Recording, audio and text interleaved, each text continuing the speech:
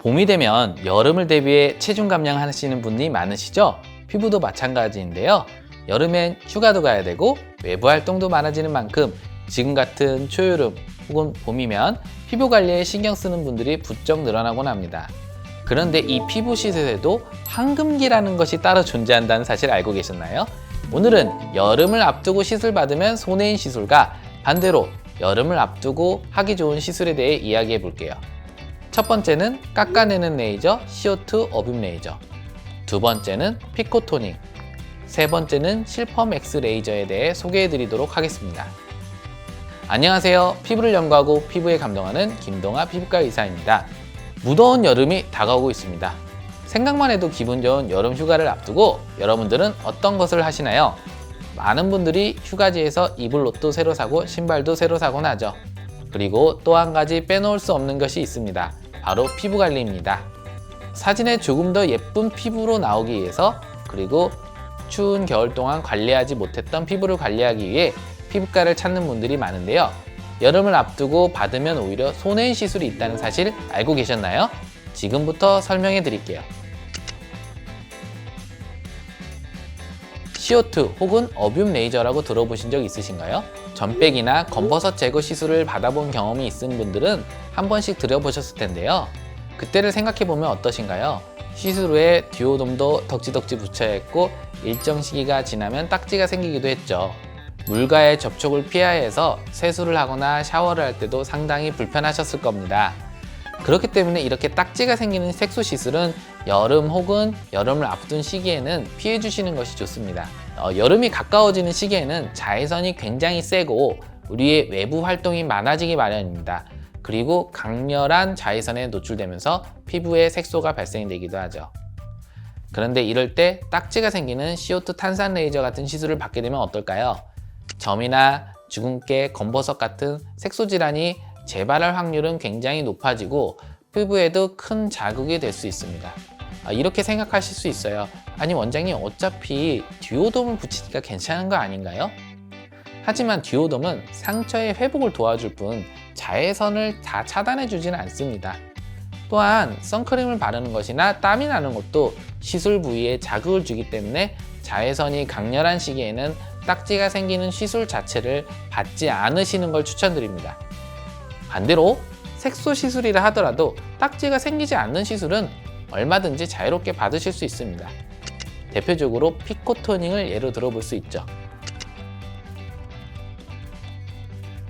요즘 시행되는 인라이튼 피코토닝과 같은 시술은 레이저의 열을 전달하기보다는 레이저의 물리적 에너지를 전달해 주는 것이 주가 됩니다.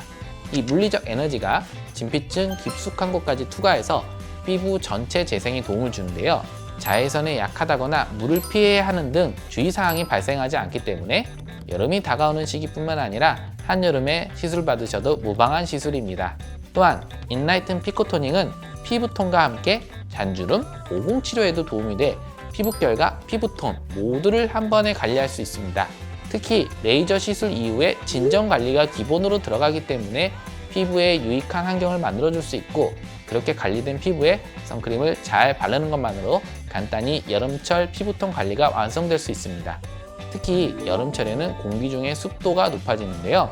우리 몸에 상처가 났을 때 붙이는 듀오돔을 생각해보면 상처 부위를 어느 정도 습하게 유지시킴으로써 상처가 재생될 수 있도록 하는 원리라는 걸 알 수 있죠. 피부 역시 마찬가지입니다. 습도가 높아진 여름철의 공기는 피부 회복 속도를 가속화주기 때문에 피부 재생에 도움이 되는 레이저 시술은 여름에 받는 것이 회복에 유리하다고 볼 수도 있습니다. 홍조가 동반된 혈관성 기미나 난치성 기미는 자외선으로 인해 여름에 심해질 수 있어서 꾸준한 관리가 필요한데요. 이럴 때 활용하기 좋은 시술이 바로 실펌 X 레이저입니다. 실펌 X 레이저는 기미나 홍조 등의 혈관 치료로부터 피부의 리프팅, 타이트닝까지 함께 개선이 가능해 다양한 피부 고민을 갖고 있을 때 혹은 한 번에 다양한 관리를 받고 싶을 때 효과적인 시술입니다. 300 마이크론 모드, C셀 모드, P 리페어 모드로 나눠져 있고 안티에이징부터 리프팅, 타이트닝, 색소나 홍조 개선, 색소 침착 개선을 위한 시술이 시행되고요. 피부에서도 특히 예민한 부위가 있다거나 PG, 콜라겐과 같은 피부 고민이 있는 부위라면 각각의 팁을 사용해서 맞춤형으로 시술이 진행됩니다.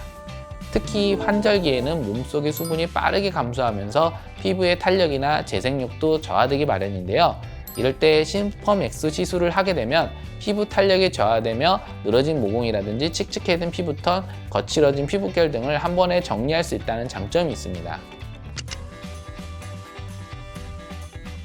멜라닌 색소의 생성을 억제하면서 색소 침착부터 미백작용을 하는 크림 형태의 약을 사용하시는 분들은 종종 뵙게 되는데요. 대표적인 것이 바로 멜라논 크림과 스티바 A 크림이죠. 여름에는 멜라논 크림을 바르면 오히려 반발성 색소 침착이 더 잘 올라와서 기미가 심해질 수 있기 때문에 멜라논 크림은 여름엔 바르지 않는 것이 좋습니다.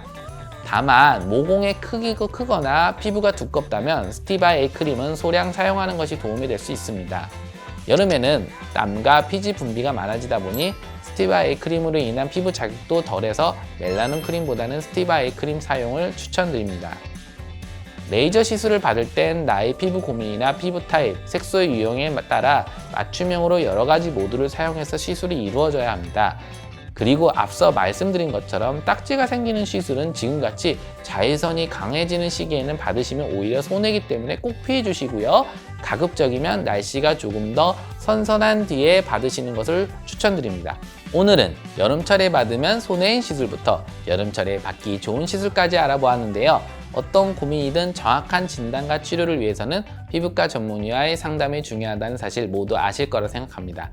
오늘 제가 준비한 이야기는 여기까지고요. 지금까지 여러분의 건강한 피부를 위해 발로 뛰는 올바른 더말의 피부과 전문의 김동아였습니다. 감사합니다.